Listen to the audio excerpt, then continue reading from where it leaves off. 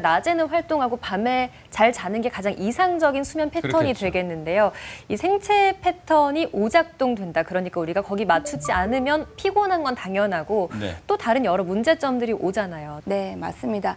생체 리듬이 깨지는 경우에는 단순히 피로함을 느낄 뿐만이 아니라 전신 무력감, 식욕 저하, 성욕 저하 등의 증상들을 느낄 수 있게 됩니다. 또한 이런 증상뿐만 아니라 생체 징후에 영향을 줘서 호흡이나 맥박, 체온 등의 이러한 변화를 주게 됩니다. 만일에 이런 신체 리듬이 깨지는 시간이 오래된다고 하면 심혈관계 질환, 대사성 질환, 또 치매나 파킨슨 등의 뇌퇴행성 질환까지 발병 위험도가 많이 증가를 한다고 합니다. 특히 교대 근무자이신 분들, 아니면 비행기 승무원들, 또 직업군이 아니더라도 밤잠에 아이를 보느라고 밤에 잠을 설치시는 분들이나 학생들이 새벽에 공부를 많이 하는 경우에도 이러한 생체 리듬이 깨지기 때문에 여러 가지 수면 문제가 생길 수 있을 거라고 생각이 됩니다.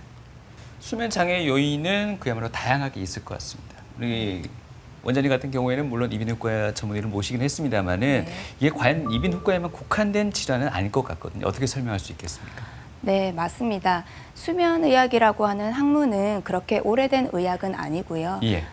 이런 수면의학은 각 한 분야에서만 보는 것은 아니고 여러 가지 과에서 긴밀하게 협진을 이루어서 보아야 되는 질환입니다. 예. 간혹 수면 이비인후과라고 간판을 보신 환자분들이 조금 이비인후과와 수면 간에 궁금증이 있으실 수가 있는데 네. 이비인후과는 수면의 질과 관련을 해서 수면에 영향을 줄 수 있는 비염이나 축농증, 편도 비대, 구강호흡 등등에 대해서 우리가 눈으로 직접 코와 입을 확인을 할 수가 있고요.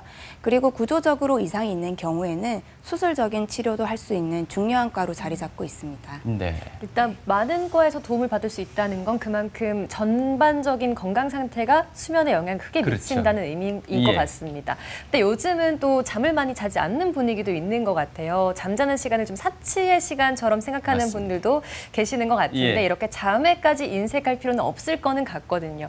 물론 사람마다 다르겠지만 어느 정도 자야지 충분하게 잤다라는 표현을 할 수 있을까요? 네, 의학적으로 권고하는 시간들이 있습니다. 그리고 이런 수면의 시간이 굉장히 중요할 수 있는데요. 수면은 우리 인생의 3분의 1을 차지할 만큼 아주 중요한 역할을 한다고 할 수가 있습니다. 수면은 우선 신체적 기능 및 에너지를 회복하는 데 가장 중요한 역할을 하게 되고요. 밤에 잠을 주무셨을 때 120kcal 정도를 소비를 함으로써 전체 에너지를 보존을 하는 역할도 하고 있습니다. 또한 수면을 충분히 취하셨을 때는 면역 기능을 회복시켜서 각종 외부로부터 오른 질환이나 바이러스들로부터 몸을 방어를 하게 되고요.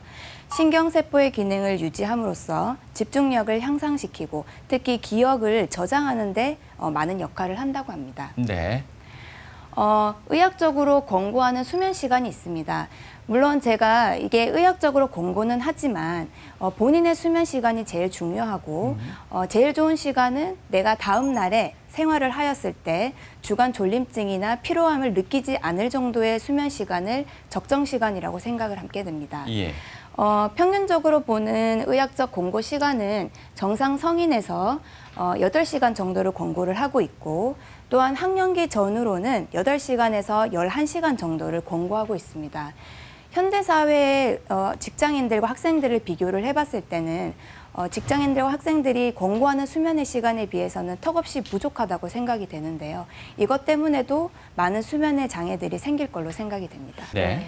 그렇다면 정상 서민의 수면 구조를 한번 살펴보도록 하겠습니다.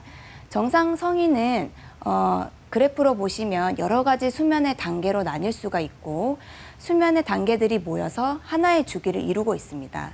이러한 주기들이 하룻밤 동안 4번에서 5번 정도 사이클을 형성을 하게 되는데요. 구체적으로 보시면 수면의 단계에서는 렘 수면이 있습니다. 빨간색 선이 그려져 있는 부분을 말씀하시는 네. 거죠? 이 빨간색 막대바로 있는 게 렘 수면이고 렘 수면은 전체 20에서 25%를 차지를 하게 되고 꿈을 꾸는 수면이라고 합니다. 보통 렘 수면이 아닌 얕은 잠에서도 꿈을 꿀 수는 있지만 대부분이 렘 수면에서 꿈을 꾸는 수면이라고 하고 특징적으로 눈동자가 빨리 움직이는 그런 특징을 가지고 있습니다.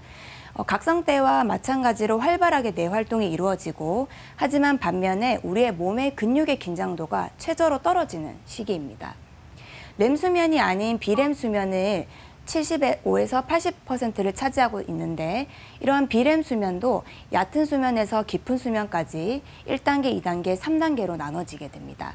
그래서 특징적으로 수면의 초반에는 이렇게 파란색 그래프로 보이는 깊은 수면이 초반에 많이 나오게 되고 얕은 렘 수면이 새벽으로 갈수록 많이 나오게 되고 그래서 꿈은 보통 새벽에 많이 꾼다고 얘기하시는 분들이 있습니다. 예. 그리고 말씀드렸다시피 노년에는 이런 깊은 수면이 정상적으로도 줄어들기 때문에 나이가 드시면서 수면의 증상에 대해서 호소를 하시면서 오시는 분들이 많게 됩니다. 네. 근데 왜 현대인들은 그렇지 않습니까? 이거 잠깐 자도 개운하다는 네. 표현이 나올 때가 있고 아무리 깊이 자도 잔 것 같지 않다고 할 때가 있습니다. 이게 네. 이런 사이클과 시간과 다 이렇게 연관성이 있다는 얘기겠죠? 네, 다 연관이 있고 언제 깨어났는지에 대해서도 연관이 있을 수 있고 예. 만일에 충분히 잠을 주무신 후에도 피로감을 많이 느끼신다면 이러한 깊은 수면이 부족하지는 않았는지 수면 중에 호흡 장애, 무호흡이나 이런 것들이 없었는지 행동 장애들이 없었는지 이런 것들을 좀 확인해 봐야 될 문제입니다.